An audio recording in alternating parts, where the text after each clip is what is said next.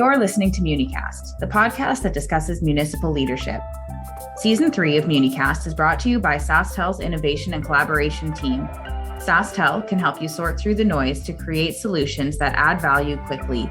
Whether it's reducing your environmental footprint, driving investment, community development, or just saving money, contact your SaskTel account manager to find out more. MuniCast is hosted by SUMA, the voice of Saskatchewan's hometowns. I'm Stephanie, and joining me today is Brandi Bell, Senior Policy Analyst and Secretariat of Embracing Life, Northern Engagement and Indigenous and Northern Relations, Ministry of Government Relations.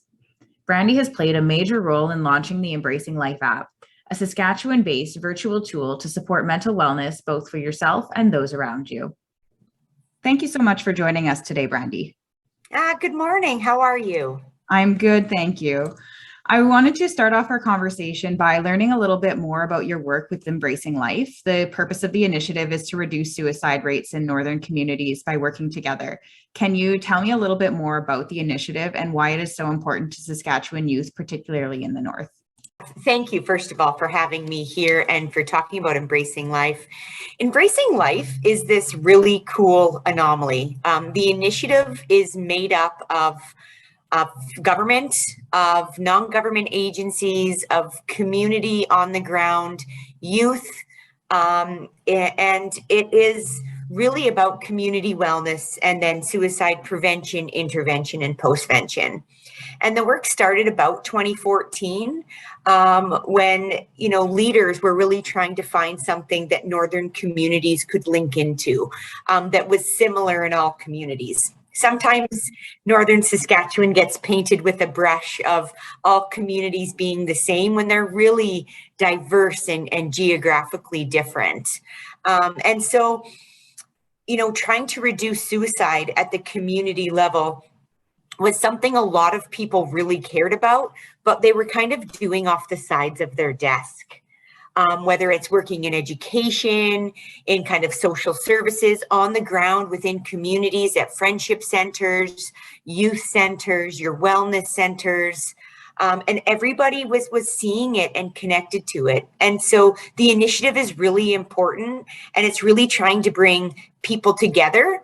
But it's just been recently, in about 2019, right before the pandemic, when Embracing Life started becoming a little bit more public, community facing, because it was really agency based, trying to find initiatives and strategies, to help communities, find hope and belonging for young people in particular, where suicide rates were quite high. I think you mentioned a really important point there about community wellness and the role of the community in mental well-being. Can you tell me a little bit more about what community wellness looks like?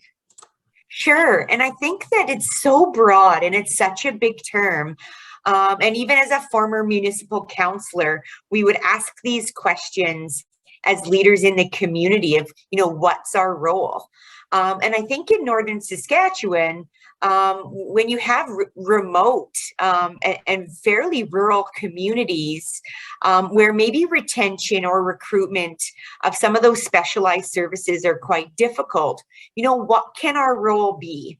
And I think at the community level, it's something we've really started thinking about, especially, in what the pandemic brought us. Right? More isolation than some of our remote communities had felt. And community wellness really looking at kind of the well-being of all of its citizens.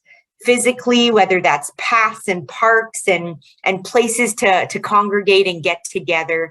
Are there those safe, courageous spaces for people? Libraries, youth centers, places for people to go. And what's our role in mental wellness? What could mental wellness look like? Whether it's access to services, whether it's access to, paths and parks and lakes and rivers and streams, or just really great information to connect people, which is where Embracing Life has really stepped in. And what would you say is one of the easiest ways that people can find resources in their communities to support mental well-being, whether it's a formal support or something like finding the paths and walkways? No, thank you, Stephanie. I think always checking in with our communities, our towns, our First Nations across the province. Saskatchewan has so much amazing outdoor space to offer. And for a lot of people, whether that's exercise, whether that's just going for a walk, listening to music and trying to collect ourselves, I think that's something that as Saskatchewan people, we don't do enough of, or we do enough of in the spring and summer, but we definitely might not in the winter.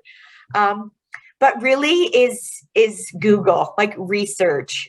There are lots of communities, and I know even our remote and rural communities throughout our province, there are services that are offered throughout the province. Something we don't talk enough about in our province is 811. I think 811 really gained popularity with COVID. That's where you'd call. But if we're in distress, 811 is a place we can call that will patch us into direct help immediately. But something we're really excited about, Stephanie, is the Embracing Life initiative, working with young people and youth mentors who work directly with youth. Created an app for Saskatchewan in the middle of a pandemic that really tried to reach out to things of, in Montreal, I was at the National Suicide Prevention Conference. And Dr. Brian Mishara, he is the leading researcher for the Mental Health Commission of Canada.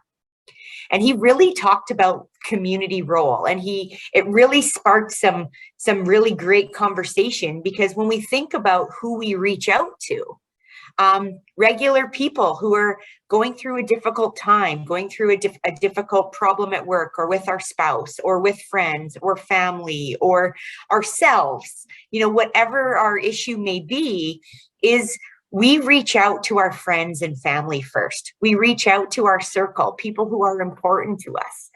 And a lot of times, the people who are important to us might not have the tools or the skills or, the wherewithal to deal with something, especially if it gets down to as far as, thoughts of suicide. And so we really wanted to kind of take that information, working with frontline workers, working with mental health, working with young people to see what do we need.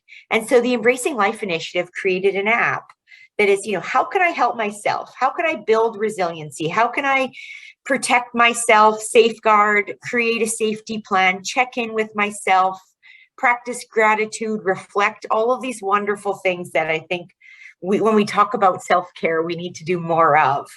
And the second piece was, how can I help somebody I know is having a hard time? What are great things to say? What are resources once I feel like I'm out of my depth? How do I talk about suicide? And what can that look like? And some of the feedback, Stephanie, that's come back has been incredible. From teachers, from parents, from friends, from just creating a comfortability of being able to really talk about our mental health in a non-judgmental, kind of empathetic, caring way. And I really think that is the path that community can take, is just creating more opportunities for regular people to have rich conversations to support each other. That is really incredible, that an app could be so supportive for helping push forward community supports and helping communities and members within the community just feel a little bit more capable of dealing with some of those challenges that come up. You know what? That's a great word. And I think that in some of the feedback when we were building this app, the app took about 14 months. And in building it, we always wanted to go back and check in. Is this what you mean? Is this what you wanted to create? Because we wanted to make sure it was useful. And we really wanted to make sure we hit the mark. And with that, we talked to a lot of people. Like, why don't you ask about suicide? Oh, I don't want to ask. What if I put it into their head and give them that idea and kind of myth busting some of those pieces, going, really, in my experience as a crisis responder, as somebody who teaches suicide prevention training, creating that space to have conversations about, somebody's deepest fears, has really created platforms. And a lot of people don't want to do it because they don't feel capable and they just need a little reassurance, even to the point of I could have my phone in my hand and say, hey, I downloaded this app, Stephanie. I'd really like to just walk you through this piece. There's chat bubbles that kind of help give me hints of what I can say moving forward to really try to support someone. And we're not asking people to, I'm not a counselor, and we're not asking people to become counselors. We're in a lot of ways put in these positions already with our spouses and our friends and our children, and what that could look like. What if we had meaningful conversations that were really helpful, that we could maybe help, stop somebody from having to call 911 or attempt suicide or need more support, kind of getting, it off their chest in early stages. Yeah, absolutely. I mean, even if people aren't opening up that conversation, there's a very good chance that at some point in our life, we're all going to come across somebody who's needing some of that extra support. And that app gives a really helpful tool for that. So where can people access the app, and is it available to everybody? You bet. Thank you. It is in the App Store. It is on Google. Right now, we're really working on creating stuff because people have been asked. So we've created a QR code. You can follow us. Embracing Life has a website. They're on Instagram, Facebook, and Twitter. The QR code is there to download the app. So for Android products, it is in the Google Store and then the Apple Store for iPhones. It is free and it is available across the province. And just to give a quick plug, Embracing Life Initiative is a northern strategy and has been for some time. But the Saskatoon Kinsmen had heard what we were doing, and they have given us $50,000 to make sure that Embracing Life was capable of making the app provincial. So this app is meant to be for Saskatchewan. It has been downloaded in already 126 Saskatchewan communities.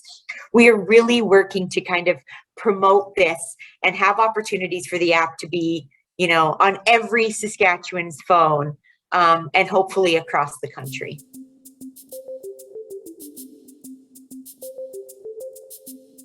Across the province, SaskTel is engaged with many different municipal organizations who seek to innovate. Contact your SaskTel account manager to learn more about some of these initiatives and how they can help your municipality today. That's incredible. Well, good luck to you, and thank you for creating a resource that will be so helpful to Saskatchewan people.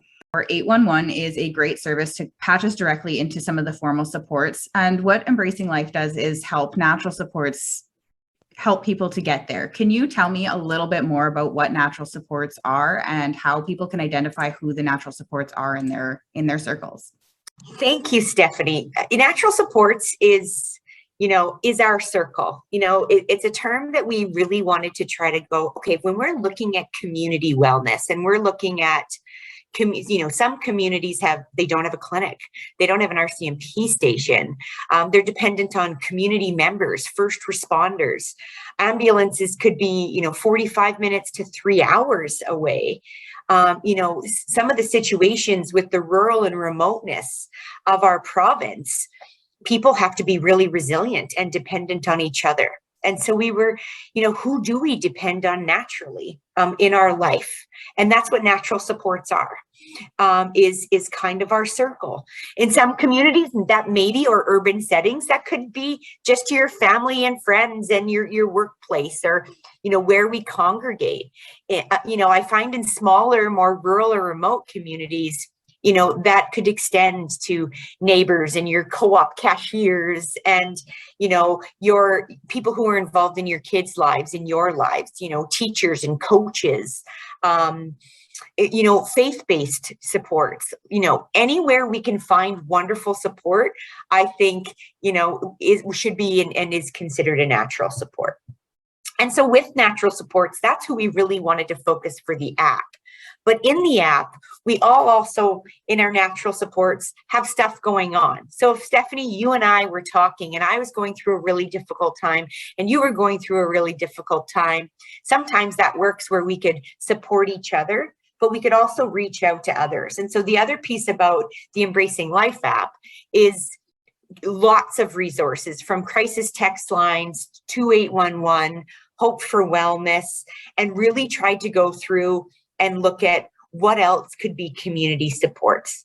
And the second part of that piece of your question is, one of the things that I find that after coming out of, and I want to say coming out of, I don't think the pandemic is over, but wherever people see themselves in this new kind of normal that we're facing, is just the amazing importance of volunteerism in community.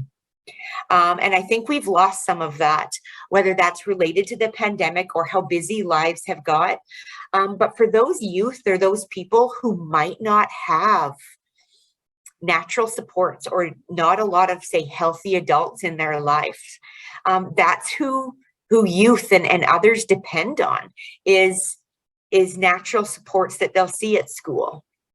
Adults volunteering in community, whether that's through, local initiatives of Elks or Kinsmen or cadets, coaching volleyball, coaching football, beading classes, yoga, swimming, all of those lovely things, cultural dance, cultural camps. If we don't have adults volunteering their time and being involved in those spaces, there are some youth out there who don't have the ability to have healthy adults in their life to be able to create that natural support of someone that they could look up to, right? Because we know that natural supports are more than just that reach out for help. They're our cheerleaders. They empower us. They challenge us and push us and, hopefully make us see more in us than we see in ourselves. I know it was the case for me. I definitely didn't come from healthy parents or have a healthy home life, but I had amazing coaches and volunteers and adults in my life that helped me see that there is more. And I think that's a really important thing for us at the community level.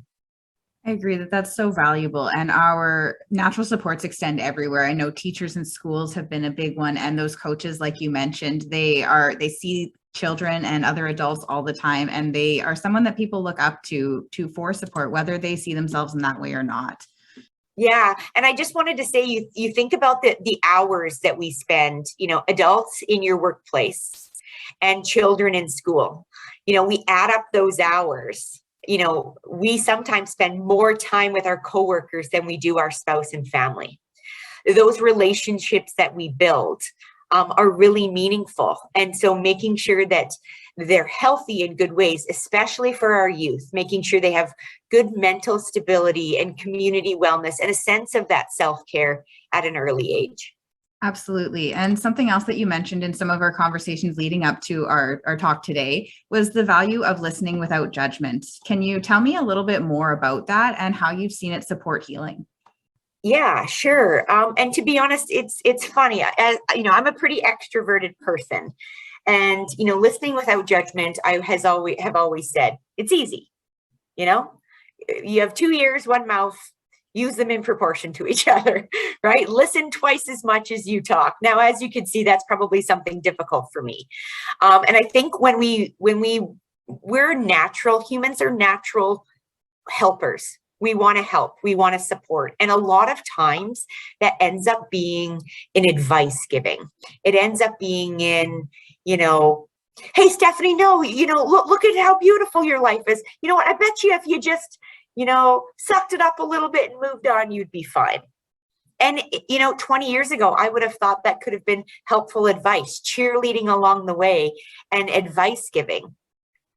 And, it's what I've realized and through reading and research and creating this app, it's not helpful. And so listening without judgment is actually a skill that we need to practice.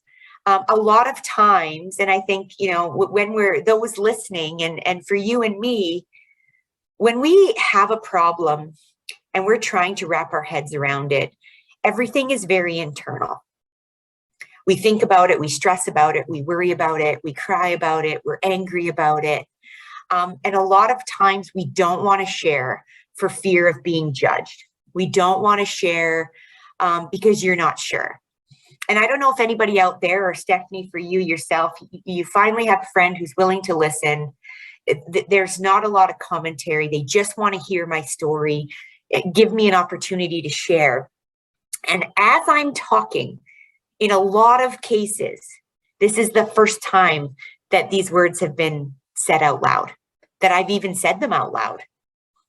And, my brain is going, and having someone listen in an empathetic way to say, thank you for sharing, or that was really brave, and asking open-ended questions back, not saying, oh, I had a similar situation, or, oh, I understand, when we don't understand, because some of those things end up being what we call door closers, right? It's a turnoff where I'm like, okay, you know what? They don't get it. Maybe this is stupid. And it's all that negative self-talk again. But if we can create situations where, tell me more about that. Or how did that make you feel? Or what are your expectations of me? I just want you to listen. The pressure's off. I don't actually have to do any of the heavy lifting. Let the person who's feeling the feelings do the heavy lifting. And we're just that support. Whether it's a hug or we're just listening, we're asking questions, because a lot of times it's the first time somebody's had an opportunity to even hear themselves say these thoughts out loud. Absolutely. And I think that that's something that we don't necessarily always think about. We have these natural lines that we come to, but we're sometimes not even listening before bringing up that conversation and saying those things. So it can be very challenging to do. No, you're right. There's lots of times that we're actually, oh God, trying to, what do I say? So we're trying to think about what we're going to say, and we kind of stop that piece. So it's really just grounding ourselves in the conversation. Be focused, be attentive, and we don't have to worry about what we need to say. We don't, because we don't actually have to say anything. I've always, there's some really great resources out there for kind of, searching 50 most open-ended questions or so. And I always have 2 or 3 that I just carry with me that I think are great. And when I don't know what to say, and I'm just there with somebody who's going through a rough time, like, tell me more about that. That's a really good point that you brought up too, is sometimes it's not about what we say. It's just about being there and actually listening and hearing that person. So that brings me to the end of the questions that I had for you today, but I did just want to give you an opportunity to share anything else that you may think would be valuable to municipal leadership in Saskatchewan. Being a municipal leader, mayor, councillor, it is a tough job, and it's balancing, your vision and support for community members, for citizens, and mental health has been a really big space. And I think that if we, and I know that when we look at, clinicians or with the pandemic, the amount of kind of mental health awareness and mental health pieces that we're hearing about, right? It's something that you don't go a day without hearing. It's just really thinking back to simplicity spaces and neighbors supporting neighbors and community supporting community. And I know that, from a community perspective, a lack of resources and a lack of piece of space, infrastructure. There's lots of things that leaders have to worry about. But when we break things down and we really just want to take care of our community, Dr. Darian Thera had said community is the medicine. And I really believe that grassroots space where we're most comfortable, where we're most at home. And so for that, I just say to municipal leaders to really remember that your community and the community that we shape and that we create as citizens or taxpayers or volunteers is something that we're in control of. And so being able to have opportunities to create those really healthy relationships and listening skills, I just think is wonderful. And sometimes we forget that could be a resource. We're always thinking of those professional spaces, and just, our community is a resource. Thank you so much, Brandi. That was such a good point, that community is one of our most valuable resources. And I think municipal leaders, especially going into municipal leadership in smaller communities, are really aware of that. And so this is a good way to just tie that back into working with the people around you. Exactly. And, with that, download the Embracing Life app. QR codes all around, Facebook, Instagram, Twitter. Check it out. And we would love your feedback. The website as well, embracinglifesk.ca. If you check it out, feedback, because this app, we want to be an amazing resource for the people of Saskatchewan. And we keep telling ourselves it's not a sprint, it's a marathon. And so we want phase 2. We want to make it better. We want to make it current. We want to make sure it's accessible. And we'd love to hear from the people of Saskatchewan. So thank you so much for the opportunity, Stephanie. And thank you so much for joining me today, Brandi. I really appreciated having this conversation and hearing more of your insights and experiences and what you've been seeing for communities throughout Saskatchewan. Thank you. This brings us to the end of another episode of MuniCast. Thank you for tuning into Season 3.